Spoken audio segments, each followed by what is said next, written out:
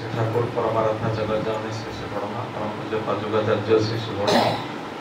परम पूज्यपाद श्री श्री आचार्य देव सभी चरण कोटि कोटि प्रणाम। उपस्थित सम्मान्य कवि मंडली कल्याणी माँ मैंने इष्टप्राण गुरुबंधु मंडली साधु सज्जन समस्त मोर प्रति श्रद्धा जय निवेदन करे। आज भाद्र परिक्रमा द्वितीय दिवस सत्संग प्रदान कर श्रद्धा मिलु भाई परमदाल चरण में पंच महाजीवन सुंदर इष्टमय योग प्रार्थना करे। उपस्थित प्रति प्रत्येक शांति सुधानंद अधिकारी हूँ यह प्रार्थना आलोचना करुले। भाद्र परिक्रमा श्री श्री दादांकर मानस पुत्र प्रथम भाद्र परिक्रमा आरंभ होला तापरे पुणी श्रावण परिक्रमा आरंभ होला माँ जन्ममास एवं या भितर उद्देश्यटा कौन को उद्देश्य ये सब जिनस करागला तार कारण हूँ श्री श्री ठाकुर जे जगतर समस्त गुढ़ रहस्य ठाकुर प्रकाश कर दे गले आ किसी कहवाई बाकी नहीं। केवल परवर्ती आचार्य गण ठाकुर को कथा को जमी को प्रकार जो नगर ग्रामे सब जगह प्रचारित हम प्रसारित हम से जिनस भितर व्याकुलता सृष्टि करुला तार परिणाम स्वरूप आमे पाइले ये भाद्र परिक्रमा श्रावण परिक्रमा माँ मैंने श्रावण परिक्रमा दीर्घ 31 दिन धरी घूरी आज भाद्र परिक्रमा द्वितीय दिवस। उद्देश्य हूँ ठाकुरंकर भावधारा को जनमानस रे पहुँचेवा ये पहुँचेवा मनीष आज निजर कर्म क्षमता थाई योग्यता थाई भलरे रहिबार सब प्रकार साधन थाई मनीष आज दुख दुर्दशा भोगुची निज चलनी विभ्राट पाई चलनी भूल पाई धैर्य चलनी नथिबारु मनीष खियाली चलन रे चाली चाली सब प्रकार साधन ता निकटरे थिबा सत्वे भी से आज कष्ट भोगुची एवं सबुठारु हास्यास्पद कथा होची से ताकू कर्म उपरे छाड़ी दउची मोर भाग्य रे थिला मोर कर्म रे थिला ठाकुर आसीचंती तांकर सुंदर सृष्टि को बंचेबा पाई किंतु से जहाँ कहते ठाकुर जगन्नाथ भली मोर मध्य हाथ गोड़ नाही मते नेले मु जाए आम मैंने केन्द्र मंदिर इत्यादि करी तार गोटे उद्देश्य अच्छी ठाकुर कहले जगह जगार केन्द्र मंदिर विहार इत्यादि करवा भल जहाँफल लोक मैंने सेठारे आसी रुंड हेबे एवं सेठू जानवे धर्म कौन कृष्टि कौन सभ्यता कौन कोभली भाव बंची हम भलरे बंची हम ईश्वर साधना करी हम ईश्वर साधना कौन विवाह कौन प्रत्येक कथा लोक मैंने से केन्द्र मंदिर विहार मान को शिखिबे सेठी रहिबे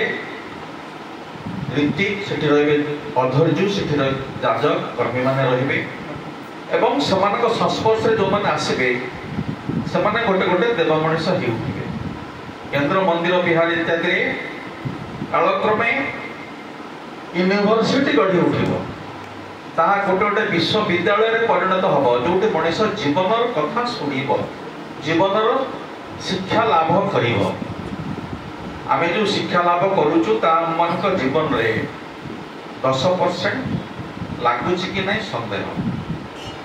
जो शिक्षा आम मानकर जीवन को सरस सुंदर कर तोड़ब ईश्वर अभिमुखी कर तोड़ब से भली शिक्षा आज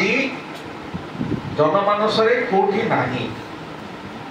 सत्संग हूँ ये गोटे अनुष्ठान जहाँ भीतर दे मनीष को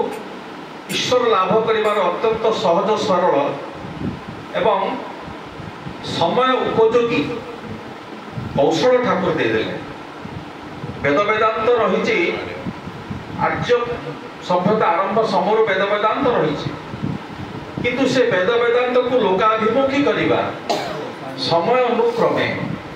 ताकू ग्रहण उपयोगी करने प्रभु आसती जुग माफी जुग अनुसार आसती एवं ये जनमानस ठाकुर वार्ता प्रचार करने उद्देश्य श्री श्री दादांकर जो निर्देश घूरी घूरी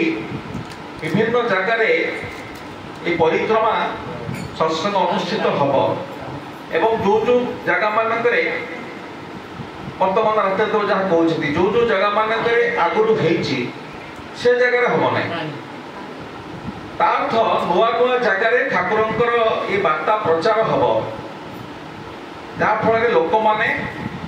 जीवन राह पाइबे किंतु आम मान गोटे पैटर्न अच्छे गोटे पैटर्न आमर अच्छी पैटर्न माने आप जानी तो बेपारी लोग अच्छा गाँ गहली सब बेपारी बुलती नड़िया ये सब बुलती धोती पिंधे टंका देले से मोड़िकी से लुगार मोड़ी दिखते अंटार मोड़ी दे गोटे पैटर्न आपण बैंक उठे सत्य चिकचिकिया नोट देते से अंटार मोड़ी देते ये जो पैटर्न ऑफ लाइफ तेणु सत्संग टाक आम से पैटर्न में पकई दौर आचार्य तो कौन पाई कहले उद्देश्यटा कौन घूरी घूरी कहीं सत्संग कर विभिन्न जगार सब नुआ नुआ जगह कहीं तार कारण हूँ ठाकुर वार्ता नुआ नुआ लोकों पाखे पहुँचु अतिकित मान पाखे पहुँचु लोक मैंने दीक्षा नियंतु एवं जीवन रास्ता पातु यहाँ हूँ परिक्रमा सत्संगर मूल जिनस एवं अति सहज सरल भाव में व्ययबहुल नक अत्यंत सरल भाव में निराडंबर भाव में सत्संग कर उद्देश्य लोक संग्रह यहाँ हूँ मूल जिनस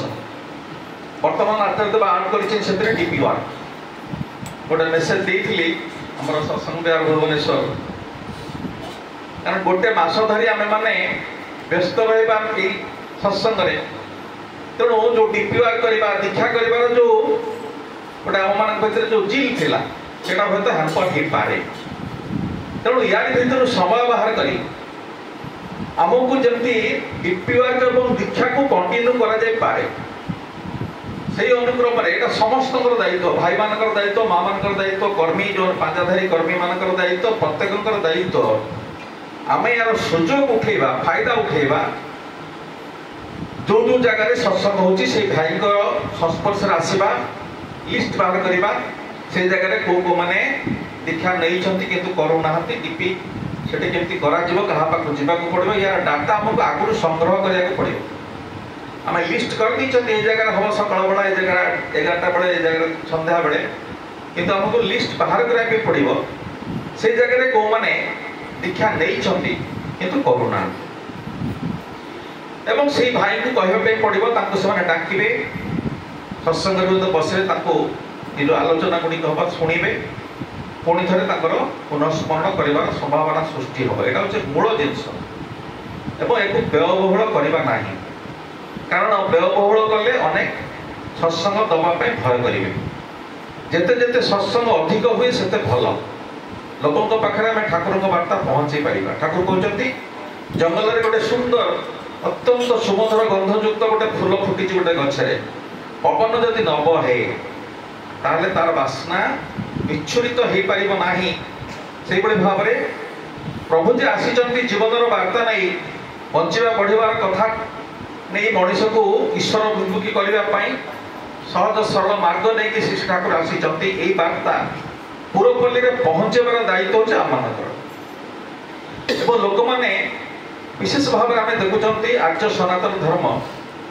एत भाग में विभक्त हो जाए गुरु मान को लेकिन किछि किछि सिद्ध साधक माने साधना करी किछि सिद्ध मंत्र लाभ करी शिष्य सृष्टि कर चली एवं हिंदू सनातन धर्मटा आर्य सनातन धर्मटा ये भाव में विभाजित हो चली ଠାକୁର ଅତି ଦୁଃଖର ସହିତ କହୁଥିଲେ ଯେତେବେଳେ ପୁରୁଷୋତ୍ତମ ଆସି ଯାଆନ୍ତି ସେତେବେଳେ ପୂର୍ବାପୂର୍ବ ବର୍ତ୍ତମାନ ପୁରୁଷୋତ୍ତମ ଶରଣମ୍, ଏଟା ଆର୍ଯ୍ୟ ପଞ୍ଚବହୀର ନିୟମ। ଯେତେବେଳେ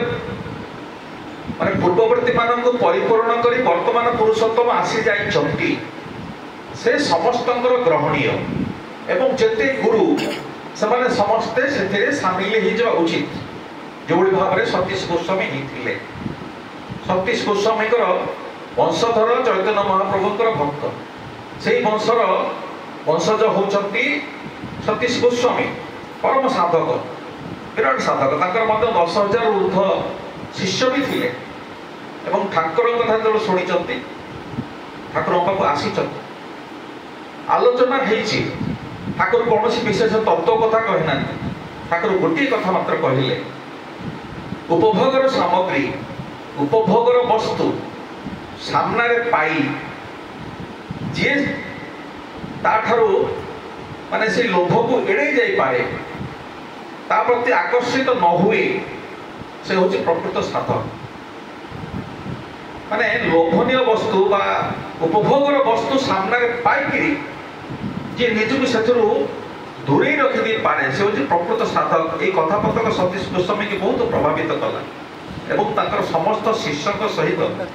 ସେ ଠାକୁରଙ୍କର ଚରଣାଶ୍ରିତ ହେଲେ। ଠାକୁର ଏଇଟା ହିଁ ଚାହିଁଛନ୍ତି, କିନ୍ତୁ କୌଣସି ଗୁରୁ ସେଇଟା ଚାହାନ୍ତି ନାହିଁ। ସେମାନେ ନିଜର ଗୋଟେ ନିଜର ଯେଉଁ ବଡ଼ିମା ଦେଖିବା ପାଇଁ ଚାହାନ୍ତି, କିନ୍ତୁ ଠାକୁର ନିଗମାନନ୍ଦ କିନ୍ତୁ ଭିନ୍ନ। ପରମହଂସ ଦେବ ସେ ନିଜେ କହିଥିଲେ ଗୋଟେ ଜାଗାରେ, ମୁଁ ପଢ଼ିଥିଲି ତାଙ୍କର ବହି ଅନେକ ବର୍ଷ ତଳେ, ମୋ ଜୀବନରେ ମୁଁ ପୁରୁଷୋତ୍ତମ ଦର୍ଶନ ପାଇଲି ନାହିଁ।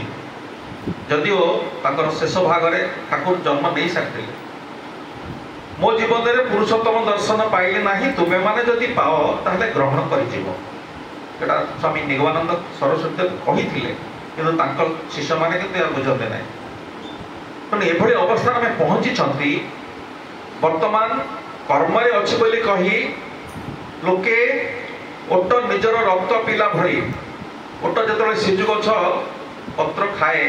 କଣ୍ଟା ଫୁଟିଯାଏ ତା ପାଟିରେ, ରକ୍ତ ଝରେ, ଓଟ ସେ ରକ୍ତ ପିଏ, ଅନୁଭବ କରେ ଏଇଟା ହେଉଛି ସିଜୁ ଗଛର ସ୍ୱାଦ। ମଣିଷ ସେଇଭଳି ଭାବରେ ଜୀବନର କଳା କୌଶଳ ନ ଜାଣି, ଚାଲିବାର କଳା କୌଶଳ ନ ଜାଣି ଅତ୍ୟନ୍ତ ଦୁଃଖ ଭୋଗ କରୁଛି, କଷ୍ଟ ଭୋଗ କରୁଛି, ଯେଉଁଟାକୁ ସେ ଭାବୁଛି ଏହାର କୌଣସି ନିରାକରଣ ନାହିଁ, ଏହା ମୁଁ ଭୋଗ କରୁଛି ମୋର ପୂର୍ବଜନ୍ମର କର୍ମଫଳ ଯୋଗୁଁ ମୁଁ ଭୋଗୁଛି। କିନ୍ତୁ ଠାକୁର ଯେ ସମସ୍ତ ସମସ୍ୟାର ସମାଧାନ ଅତି ସହଜ ଭାବରେ ଦେଇଦେଲେ ଇଷ୍ଟ ପ୍ରତିଷ୍ଠା କରିବା। ସମସ୍ତ ସମସ୍ୟାର ସମାଧାନ ଠାକୁରଙ୍କ ପାଖରେ ଅଛି,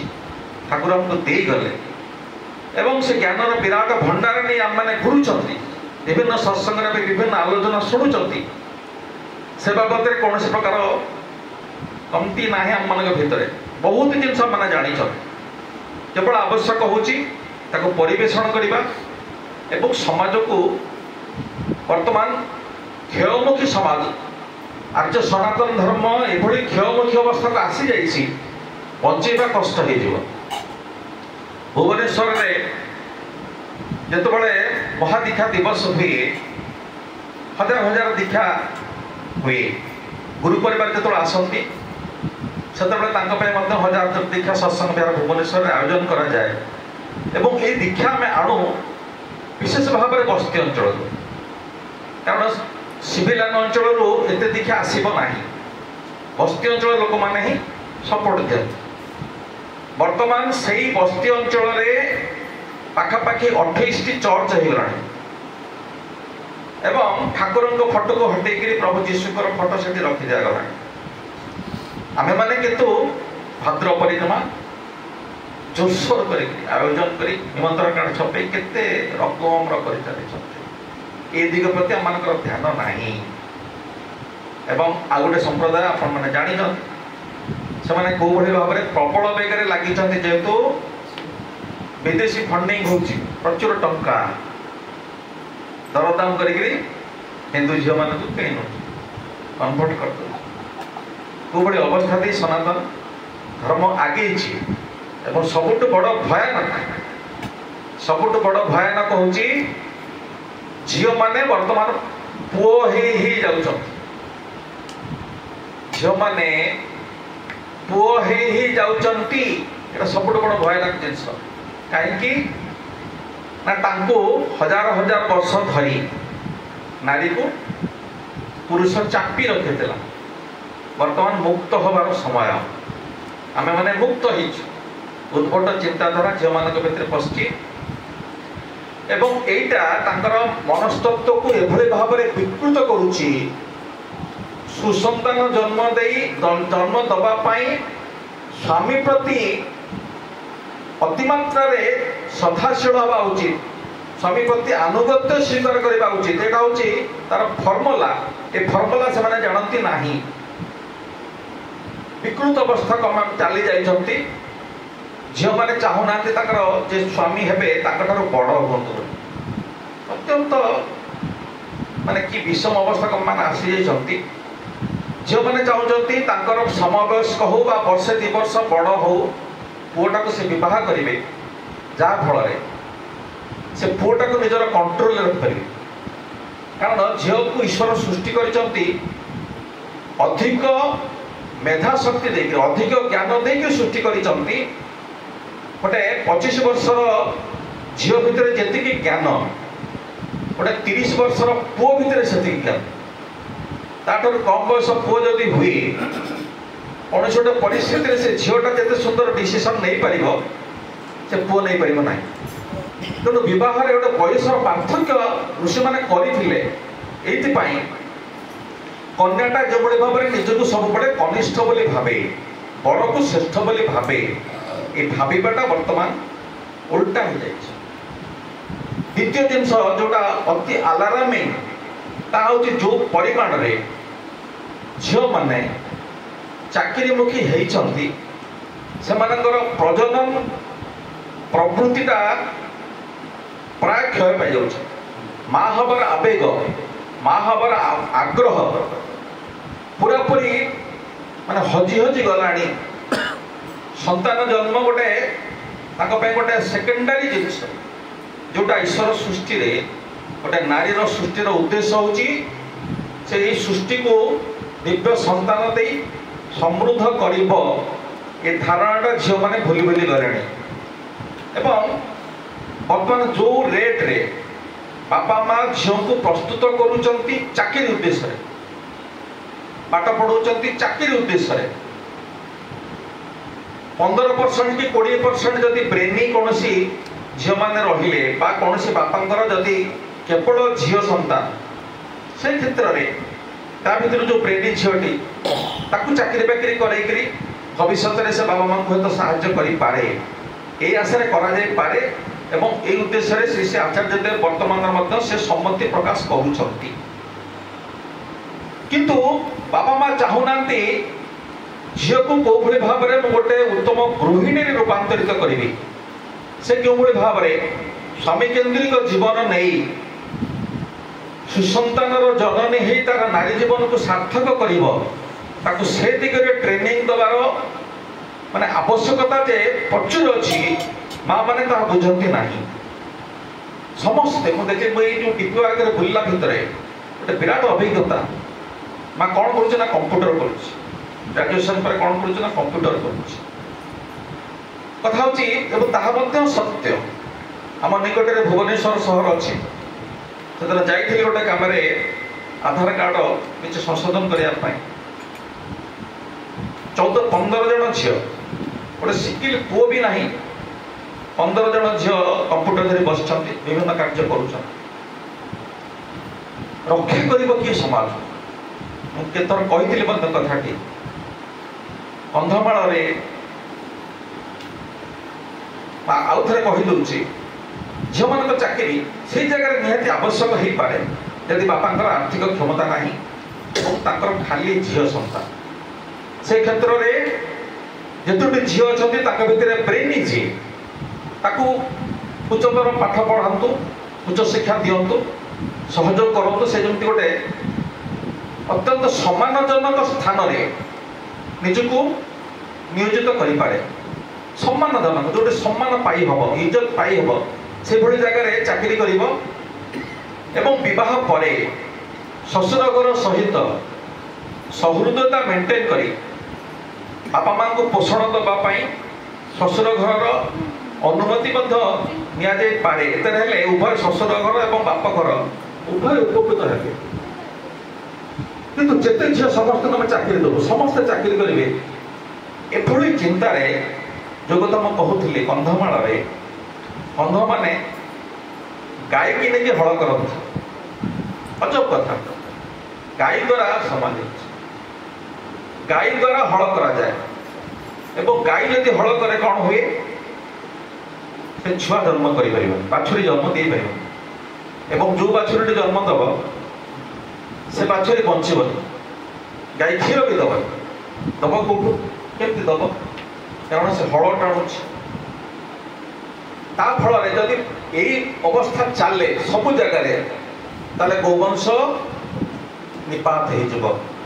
आज मनीष वंश विशेष भाव में आर्य सनातनी मानकर एभली गोटे विलोपर अवस्था आड़ को आम मैंने जाऊँ तेणु टे दृष्टि दबा आवश्यक अत्यंत आवश्यक जो निहाती अत्यंत आर्थिक अवस्था दुरावस्था जो परिवार रे झील मान चाकरी पठातु एवं सम्मानजनक स्थान को पठातु जो भाई भाव में बर्तमान चली मैंने शुणी थे जो नियम सब कर जज साहेब करदे गले लज्जाजनक कथा आम ओडिया जज साहेब ताको लेकिन केते चलती बर्तमान तर्जमा प्रेमानंद जी महाराज अनिरुद्ध चलती महाराज के सब वक्तव्य रखुंट कौ भाई जिनस चली बर्तमान आम कड़े कि जाऊँ आर्य सनातन धर्म आज कड़े कि गति करुच्ची एपाई माँ मान को अनुरोध ठाकुरंकर विभिन्न बहीपत्र झील मान पढ़ातु से जड़े कहते कहले बर्तमान मो जीवन में साइड थीटा कस थीटा गोटे टैन थीटा या तो कौन कम आसो मु पढ़ी एत कष्ट करी अंक 100 ରୁ 100 आनी मो जीवन में कौ कम लगे A+B होल स्क्वायर मो जीवन में कौटी लगे कम तेणु देखो जहाँ जीवन में जो ज्ञान कम लगे जो शिक्षा कम लगे से शिक्षा से ठाकुर देइचंती एवं यही परिक्रमार उद्देश्य होची सेया जीवनीय कथा आम अन्य निकट में पहुँचेबा आर्य सनातन धर्म विलुप्ति जमती रक्षा पाइब विलुप्ति रक्षा पाइब परंपरा कौच कथा ता पूरा ध्वंस हो जय गुरु।